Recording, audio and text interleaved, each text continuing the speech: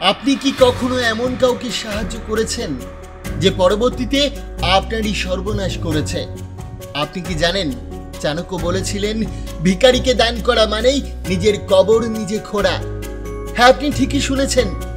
এই একটি ভুল সহানুভূতির মুখোশে মোড়া ধীরে ধীরে আপনার আত্মবিশ্বাস, শক্তি আর ভবিষ্যৎ সবকিছু গিলে খাচ্ছে।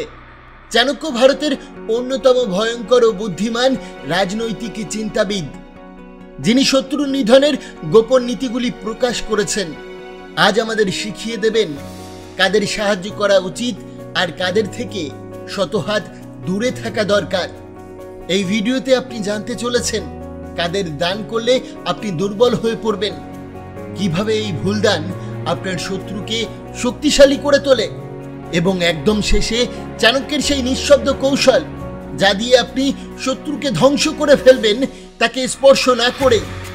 তাই এক মুহূর্তের জন্য স্কিপ করবেন না, কারণ একবার আপনি এই গোপনীয়তা জেনে গেলে আপনার জীবন বদলে যেতে পারে। এই ভিডিও আপনার জন্য, যদি আপনি আর ভুল মানুষের জন্য নিজের জীবন নষ্ট করতে না চান। আচার্য চাণক্য তার প্রথম নীতিতে বলেছেন, ভিখারিকে দান করলে সর্বদা তার ফল শুভ হয় না। আপনি সকালে হাঁটতে যান কিংবা অফিসের উদ্দেশ্যে রওনা দেন, পকেটে গোটা কয়েক খুচরো পয়সা বা 10-20 টাকার নোট তো থেকেই যায়। হঠাৎ চলার পথে দেখতে পেলেন সামনে একজন ভিখারি বসে আছে, যার মুখটা শুকিয়ে গেছে, যেন কয়েকদিন খাবারও পায়নি। সকালবেলায় আপনার কাছে চেয়ে বসে, কিছু দয়া করে সাহায্য করো। আপনি তাকে দেখা মাত্রই থমকে গেলেন, আর তার কথা শুনে আপনার একটু মায়া হলো। আপনি কোনো কিছু না ভেবেই পকেট থেকে টাকা বার করে ভিখারিকে দান করে দিলেন, সে 1 টাকাই হোক বা 100 টাকা। কিন্তু আপনি কি জানেন, যে মুহূর্তে আপনি দান করলেন সেই মুহূর্তে আপনি আপনার সর্বনাশ ডেকে আনলেন। আচার্য চাণক্য তার নীতিবাক্যে বলেছিলেন, সব ভিখারি অভাবগ্রস্ত হয় না, কেউ কেউ অলস, চালাক, এমনকি পেশাদার প্রতারকও হয়ে থাকে। আপনি তাকে টাকা দিলেন মানে সে আরো একজন কর্মঠ মানুষকে ভিক্ষায় নামতে উৎসাহ দিল। আমাদের প্রত্যেকের দয়া করা উচিত, তবে দয়া করার আগে বিচার বিবেচনা করা উচিত। না হলে আপনি দয়া করেননি, আপনি নিজের দুর্বলতা দেখিয়েছেন, আর এই দুর্বলতা একদিন সমাজকে কুড়ে কুড়ে ধ্বংস করে দেবে। তাই কখনো চোখ বন্ধ করে দান করবেন না। যখনই দান করবেন বুঝে শুনে করবেন, দয়া করবেন, কিন্তু কখনো বিচার বুদ্ধি হারিয়ে ফেলবেন না। এ বিষয়ে একটা ছোট গল্প বলি, শুনুন। গ্রামের প্রান্তে ছিল এক ধনী কৃষক, নাম তার রঘুনাথ।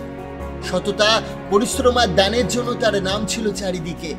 প্রতিদিন সকালে উঠেই সে মন্দিরে যেত, আর ফেরার পথে যাকে পেত কিছু না কিছু দান করত, চাল, টাকা, পুরনো জামা কাপড়। একদিন মন্দির থেকে ফেরার পথে রঘুনাথের সামনে এসে দাঁড়ালো এক অচেনা ভিক্ষুক। চোখ লাল, দাড়িগোঁফ এলোমেলো, কাঁধে লাঠি। সে কাতর গলায় বলল, বাবা 3 দিন ধরে কিছু খায়নি, একটু চাল দিলে বাঁচি। রঘুনাথ দয়া করে দিল 1 পুটলা চাল। ভিক্ষুক হেসে বলল, এই দানের জন্য তোমার ঘরে আর আলো জ্বলবে না।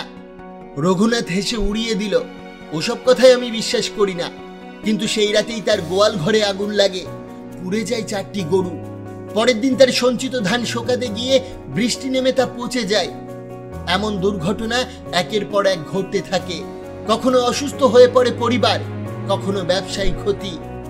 স্থানীয় পণ্ডিত একদিন বললেন, তুমি যাকে তাকে দান করো সেটা ভালো কথা, কিন্তু কে দারিদ্র আর কে ছদ্মবেশী সর্বনাশা তা বোঝাও বড় গুণ। সব ভিক্ষুক ভিক্ষার যোগ্য নয়, অনেকেই ভিক্ষার ছদ্মবেশে অভিশাপ নিয়ে আসে।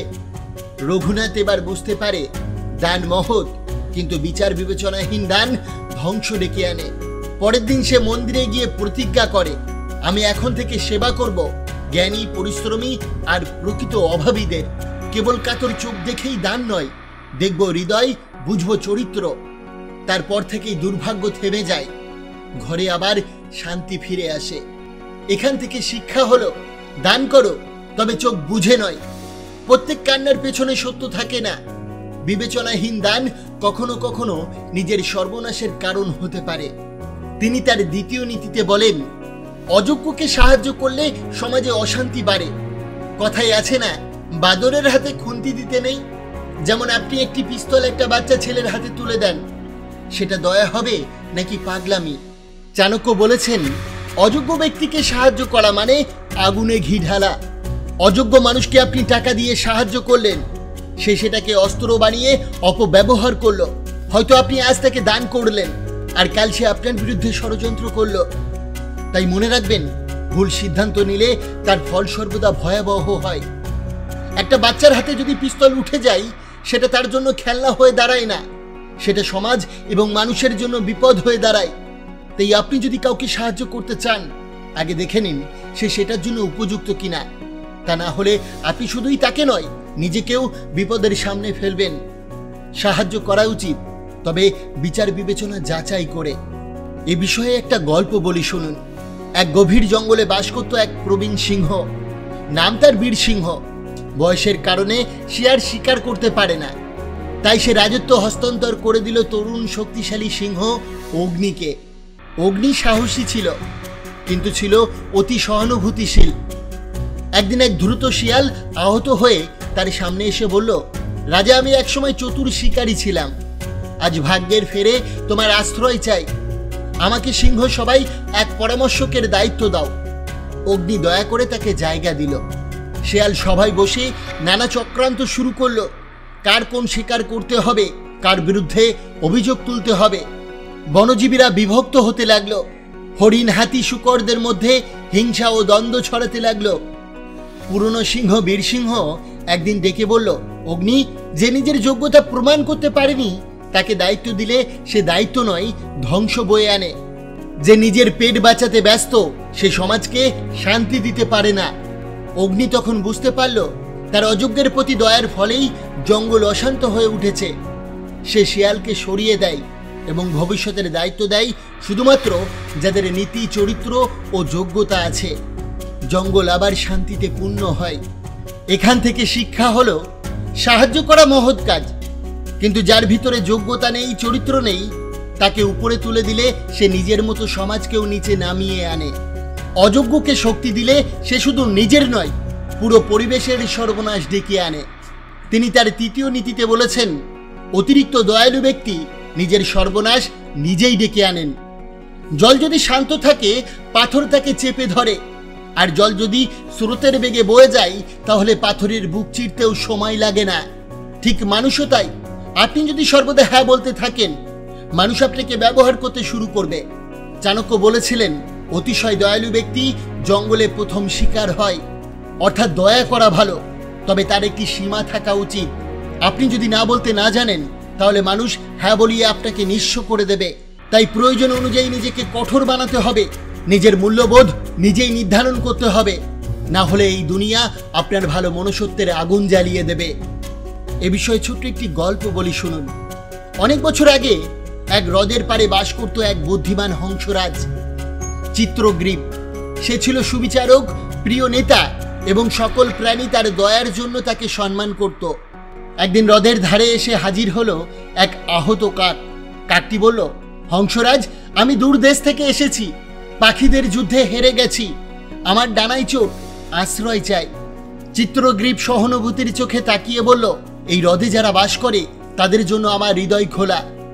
থাকো তুমি যতদিন না সুস্থ হও। কিন্তু কাকটি ছিল ধূর্ত এবং হিংস্র। সে হংসদের বাসা থেকে ডিম চুরি করতে শুরু করলো। ছোট পাখিদের ভয় দেখাতো, খাবার লুটতো। একদিন এক বৃদ্ধ হংস এসে বলল, রাজন, আপনার দয়ার সুযোগ নিচ্ছে সে রোগী নয়, শিকারী। চিত্রগ্রীব বলল, দয়া তো দোষ নয়। বৃদ্ধ হংস বলল, যার ভিতরে লজ্জা, কৃতজ্ঞতা নেই, তার প্রতি দয়া হলো নিজের বিপদ ডেকে আনা। তবু চিত্রগ্রীব শোনেনি। শেষমেশ এক রাতে কাকটি অন্য কাকেদের ডেকে এনে হ্রদের উপর হানা দেয়। ডিম, বাচ্চা ও খাদ্য সব লুট হয়ে যায়। হংসরাজ নিজেই আহত হয়। অবশেষে চিত্রগ্রীব নিজের ভুল স্বীকার করে কাঁদতে কাঁদতে বলে, অহেতুক দয়া যে কাকে দান করেছি, না বুঝে দিলে দয়া নয়, তা সর্বনাশের কারণ হয়ে ওঠে। এখান থেকে শিক্ষা, সবাইকে সাহায্য করা ভালো, কিন্তু সবাই সহানুভূতির যোগ্য নয়। অন্ধ দয়া, বিশেষ করে শত্রুতা বা চরিত্রতার প্রতি দয়া, নিজেকে দুর্বল ও ধ্বংসের মুখে ঠেলে দেয়। তিনি তার চতুর্থ নীতিতে বলেছেন, প্রতিটি সম্পর্ককে নয়, প্রয়োজন বুঝে সম্পর্ক বজায় রাখতে হয়। আচার্য চাণক্য সব সম্পর্ককে টিকিয়ে রাখার পরামর্শ দেননি। তিনি বলেছেন, যে সম্পর্ক আপনার উন্নতিতে বাধা দেয় যে সম্পর্কে আপনার ক্ষতি হয় সেই সম্পর্ক ছেঁটে ফেলা উচিত। কোনো বন্ধু যদি সর্বদা আপনার মূল্যবান সময় নষ্ট করে, আপনাকে অন্যের সামনে ছোট করে, তাহলে সে কখনো আপনার বন্ধু নয়, আপনার জীবনে এগিয়ে চলার পথে বড় একটা ব্রেক। মনে করুন আপনি একটা গাড়ি, সামনে এগিয়ে যাওয়ার জন্য দরকার ইঞ্জিনের, আর সেই বন্ধু হলো ব্রেক। তাই নিজের জীবনে এমন মানুষ রাখুন যারা আপনাকে পেছনে ঠেলবে না, সামনের দিকে এগিয়ে যেতে সাহায্য করবে। সম্পর্ক বেছে নিন ভালোবাসা নয়, বুদ্ধিমত্তা দিয়ে। তিনি তার পঞ্চম নীতিতে বলেছেন, নরম হস্তিকে যেমন বাঁধতে হয় তেমন প্রকৃতিকে নিয়ন্ত্রণে রাখা দরকার। নরম স্বভাবের মানুষ মানেই কি সে নিরীহ? কখনোই না। আচার্য চাণক্য বলেছিলেন, নরম প্রকৃতিও বিপজ্জনক যদি সে শক্তিশালী হয়। হাতিকে দেখে নরম সরম মনে হলেও সে চাইলে সবকিছু গুড়িয়ে দিতে পারে। ঠিক তেমনি শান্ত স্বভাবের মানুষ যদি রাগ, আবেগ আর নিজের ক্ষমতাকে নিয়ন্ত্রণ না করতে পারে, তাহলে সে একদিন না একদিন নিজের ধ্বংস হওয়ার পাশাপাশি অন্যকেও ধ্বংস করে দেবে। তাই নিজের ভিতরে থাকা শক্তিকে আমাদের বুঝতে হবে, শান্ত থাকার চেষ্টা করতে হবে, তবে সেগুলোকে আমাদের নিয়ন্ত্রণেও রাখতে হবে। না হলে একদিন আমরা নিজেরাই নিজেদের সর্বনাশ ডেকে আনব। অর্থাৎ আচার্য চাণক্য আমাদের বোঝাতে চেয়েছেন, দয়া, ভালোবাসার সম্পর্ক সবকিছুই গুরুত্বপূর্ণ, কিন্তু যে স্থানে বুদ্ধি নেই সেখানে শুধু বিপদ লুকিয়ে থাকে।